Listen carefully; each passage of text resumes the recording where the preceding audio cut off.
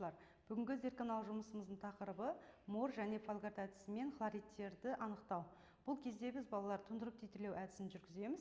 Ол кезде бізде тұнба пайда болатын болады және ол тұнбалардың түзілуін және түсінің өзгеруін бақылаймыз. Ондай болса, зертханалық жұмыстың барысымен танысайық. Мор әдісімен хлоридтерді анықтау. Бұл зертхана барысында бізде күміс нитратының титрін анықтау барысында натрий немесе калий хлоридтерінің стандарт ерітінділері қолданылатын болады. Ең алдымен натрий хлоридінің стандарт ерітіндісін дайындау үшін бізге натрий хлоридінің химиялық таза тұзы қажет болады. 100 мл 0,02 нормальды натрий хлоридінің ерітіндісін дайындау үшін бізге алдын ала есептеулер бойынша 0,1169 грамм натрий хлоридінің ерітіндісін колбаға салып, оны жартысына дейін дистилденген су құйып, және де тұзымызды ерітеміз. Ергеннен кейін берілге дейін су құямыз. Сонда біздің ерітіндіміз дайын болады. Күміс нитратының шамамен 0,02 нормаль ерітіндісін дайындау. Бұл ерітінді дайындау барысында бізде күміс нитратының тұзы қажет болады. 0,34-0,35 шамасындағы таразда өлшенген тұзымызды алып, оны құтымызға салатын боламыз. 100 мл және оның аздаған су құйып ерітеміз, және тұзымыз ергеннен кейін толықтай су құйып берілгеге дейін ерітіндімізді дайындап аламыз. Фольгард әдісімен хлоридтерді анықтау. Бұл зертхана барысында бізде калий цианатымен қолданатын боламыз. Яғни бұл ерітінді дайындап алу үшін бізге 0,05 нормальды ерітіндісі қажет болады. Оған бізде 1 литр ерітінді үшін 4,8 грамм шамамен өлшенген есептеулер бойынша солай дистилденген суда ерітіп ерітінді дайындап аламыз.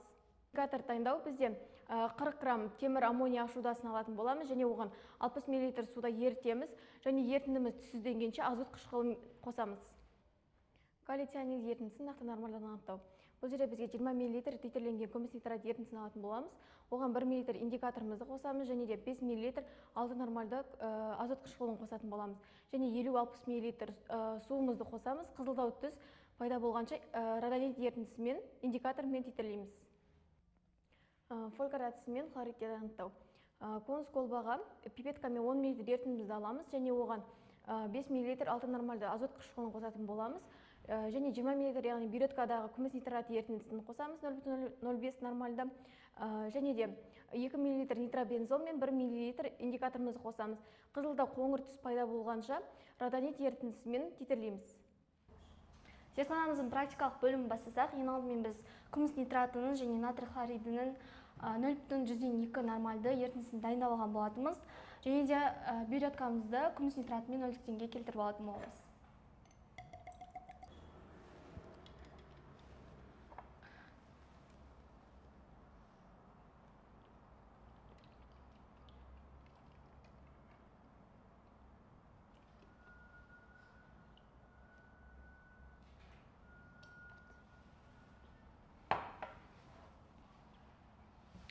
Келесі біз натрий хлориді ерітіндімізді 10 мл өлшеп алатын боламыз.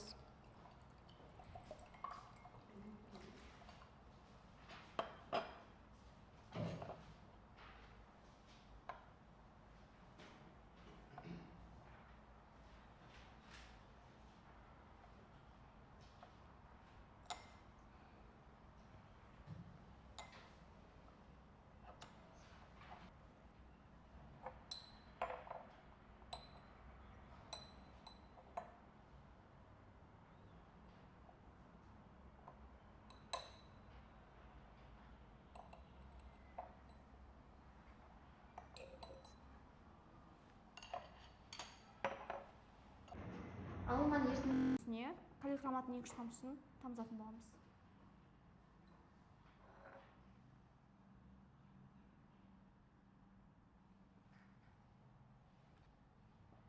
Бізде осындай сары түсті ерітінді шығады, оны біз қызыл қоңыр түске ауысқанша титрлейтін боламыз. Титрлеуімізді бастаймыз.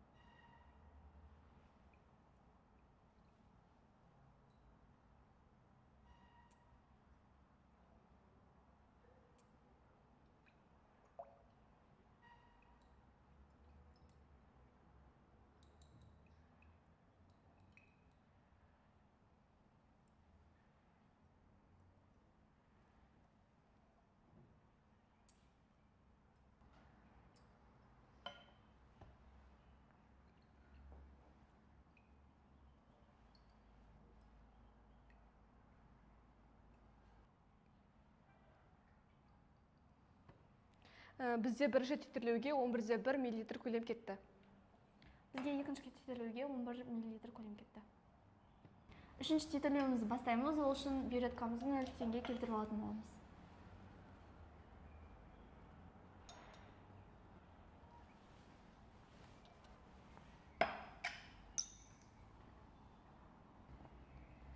мл жаңағы натрий хлориді ерітіндісінің үстіне тағы да 2-3 тамшы калий хроматын қосатын боламыз.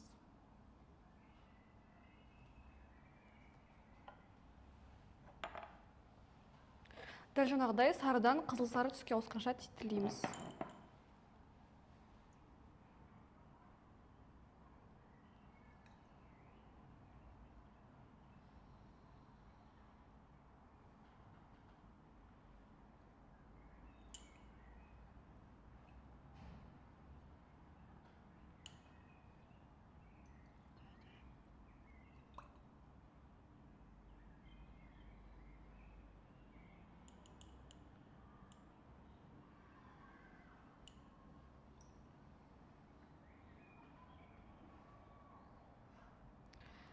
Үшінші титрлеуімізге бізде 10,8 мл көлем кетті.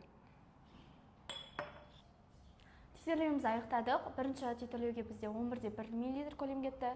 Екінші титрлеуге бізде 11 мл көлем кетсе, ал үшінші титрлеуімізге 10,8 мл көлем кетті.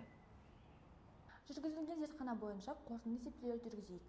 Ең бірінші біз күміс нитратының концентрациясын табуымыз керек. Формула бойынша формуланы жоғары жаққа жазып қойдым. Яғни бірінші концентрацияға көбейтеміз бірінші көлемді және бөлеміз екінші көлемге.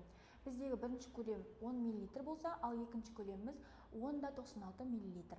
Ал енді одан шығады бізде 0,02,244. Бұл біздегі күміс нитратының концентрациясы. Осы концентрацияны пайдалана отыра, күміс нитратындағы хлордың титрін анықтайтын боламыз. Ол кезде біз табылған концентрацияға көбейтеміз хлордың мрін бөлетін боламыз 1000 мл, яғни көлемге. Бізде осындай мән шыққан болатын. Енді осы мәнді пайдалана отыра, біз натрий хлордың массасын табатын боламыз. Ол үшін оны көбейтеміз жаңағы екінші көлемге 10,96 мл бөлеміз 100-ді бөлеміз 10-ға. Яғни 100 біздегі өлшеуіш колбаның көлемі болса, ал 10 біздегі натрий хлордың көлемі болды. Соңғы мән бізде осындай мән шыққан болатын. Яғни бұл біздегі масса натрий хлор, яғни масса жаңағыдай концентрация арқылы табылған, титр арқылы табылған массамызды көрсететін болады.